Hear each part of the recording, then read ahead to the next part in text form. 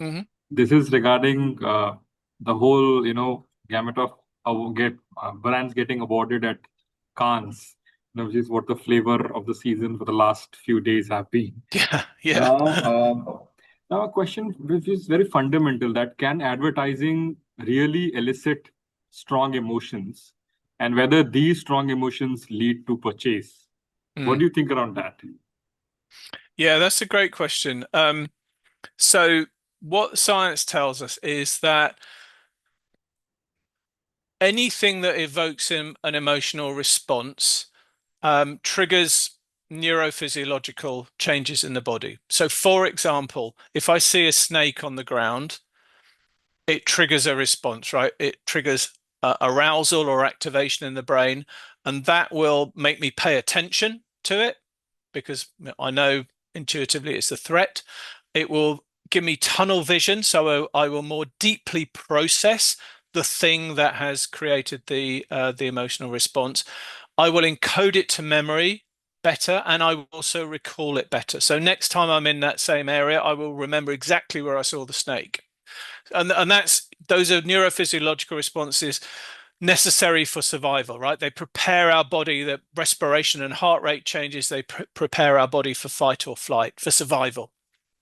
So if you have an advert that evokes an emotional response, you get the benefit of those neurophysiological changes. We pay more attention, we will process it more deeply, it will encode to memory and be recalled better. We also know that the other component of emotional response, which is called valence, which is positive or negative in terms of expectation, can become part of the associative network. So if it's an ad that we like, that maybe makes us laugh, that feel good about something, that can radiate onto the associative network of the brand. And that, of course, that's a good thing. But in and of itself, the emotional response is only a carrier drug. It's like a carrier drug for the message, because there are many, many examples of ads that are hugely emotional, but which didn't sell. And the classic was a Budweiser puppies ad in the Super Bowl. They had this ad that was off the charts in emotional response in terms of virality and sharing online. It broke the internet, as they said. People absolutely loved the puppies ad because they were cute puppies. They're adorable. Of course, everybody loves that. But then 10 months after the event, the VP of Budweiser said, I won't show those again because they don't sell beer. Because there was nothing in that ad that was a message. There was nothing there about this Budweiser helps you meet certain goals, social, emotional, or psychological goals. All they had were cute puppies, right? Nothing to do with the brand. So you need a combination of the two. Emotion on its own is not sufficient. You need a combination of a carrier drug, but the message as well.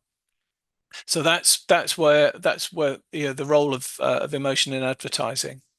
It's very important to make that distinction. So briefing, so for example, Cadbury's, when they famously relaunched with the Gorilla ad, they had exactly the same creative brief, which was rediscover the joy, for their follow-up ad. And no one remembers the follow-up ad. And the reason is that the joy that was evoked in the follow-up ad was a very different type of joy. It was about competition and performance. And it was trucks, it was sort of mechanical things, whereas the gorilla's joy was all about indulgence and expectation, and it was physical. It was an animal, right? It was easier to relate to than a lump of metal. So having joy in the brief was not enough. You needed something else. You needed something that was closer to the brand, which was about expectation of reward, expect and the indulgence that came with that.